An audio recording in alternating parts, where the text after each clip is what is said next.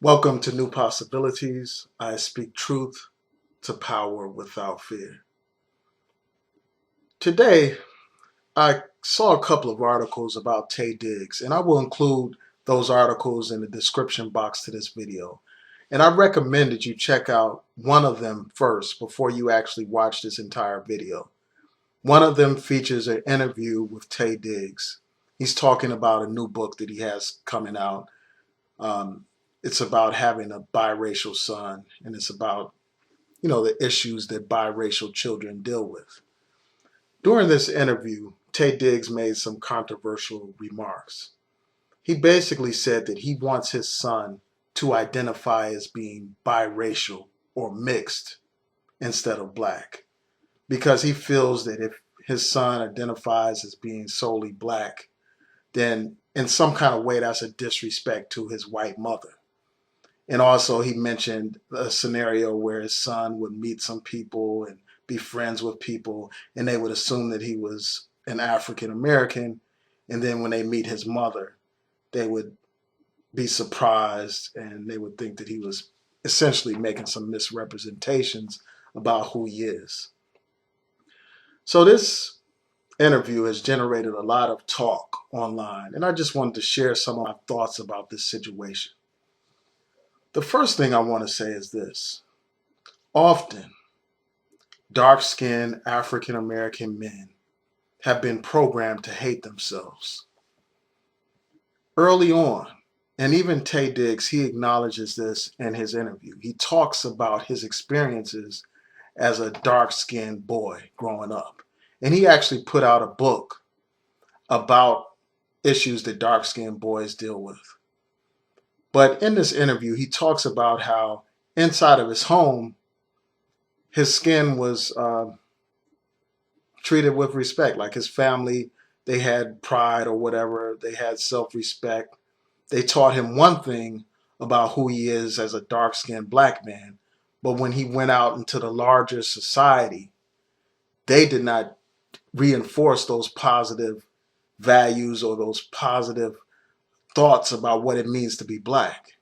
Instead, he was ridiculed for being black, for being dark skinned.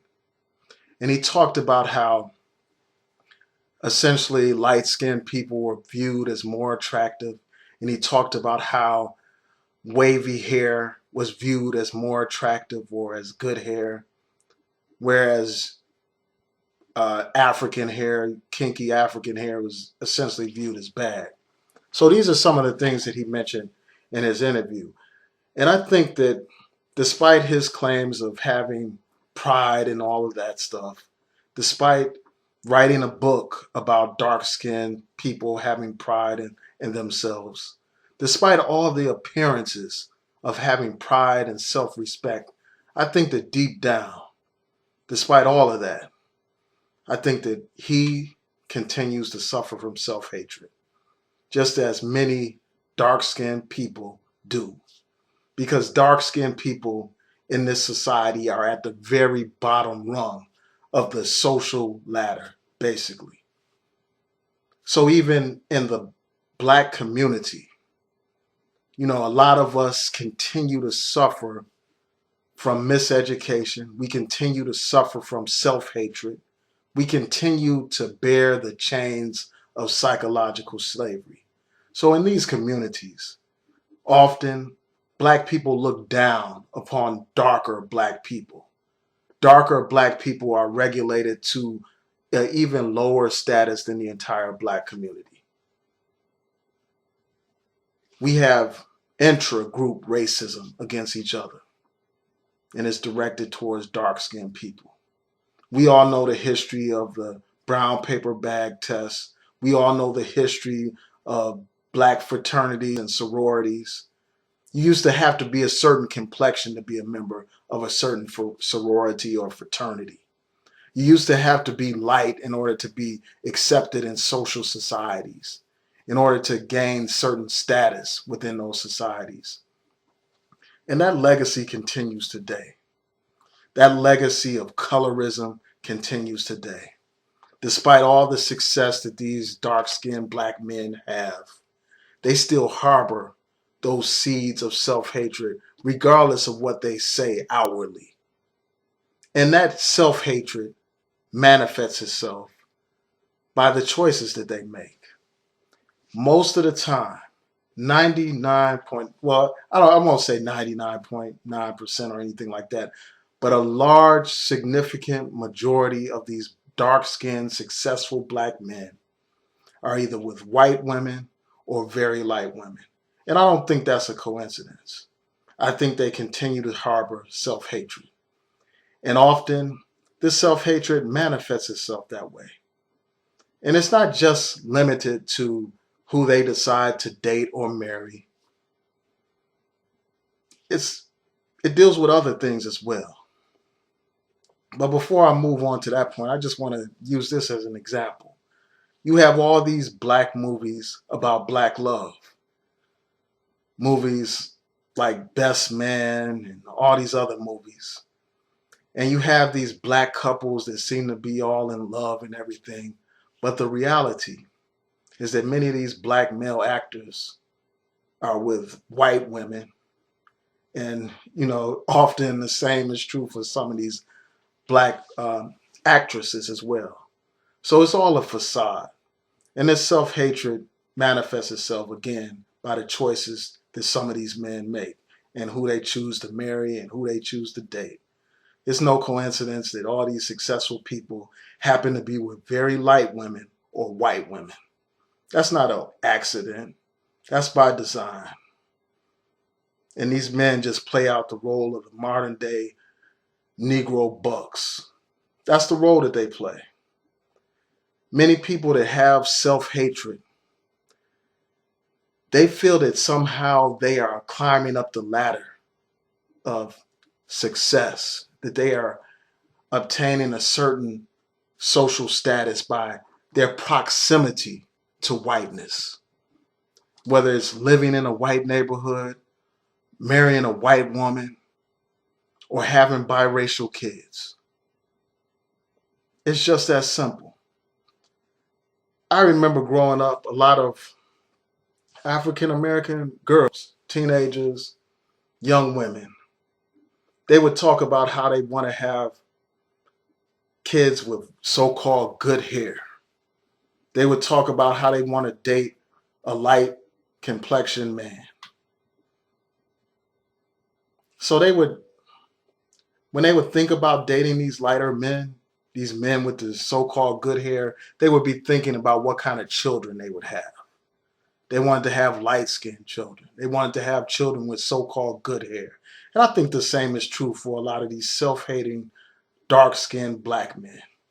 Deep down inside, they hate themselves so much that they don't want to reproduce a child that looks like them. They want to have something that looks closer to white. Because for so long growing up, they were beaten down with insults, with taunts, that they feel the need to rise above that by having children that won't have to go through that. They won't have to be teased about their complexion. They won't have to be teased about the size of their nose or the hair texture that they have. They go out and they seek out white women or light women so that they can produce children that won't have to go through the types of pain that they experienced. It's the ultimate manifestation of self-hatred. And he mentions this again in this interview. He talks about how light-skinned people receive more attention. He talked about how wavy hair was more attractive when he was growing up. So this idea of having a kid identify as being biracial, I think that it is unrealistic, and I'll explain that. As we know, the concept of race is, in part at least, a social construct. So it doesn't matter how the individual decides to define himself or herself. The larger society is the one or the entity that makes the decisions in terms of definitions. So no matter what this son of his decides to call himself, whether he calls himself mixed or biracial or even white, the larger society will still see a black man, and they will treat him as such. They will discriminate against him as such.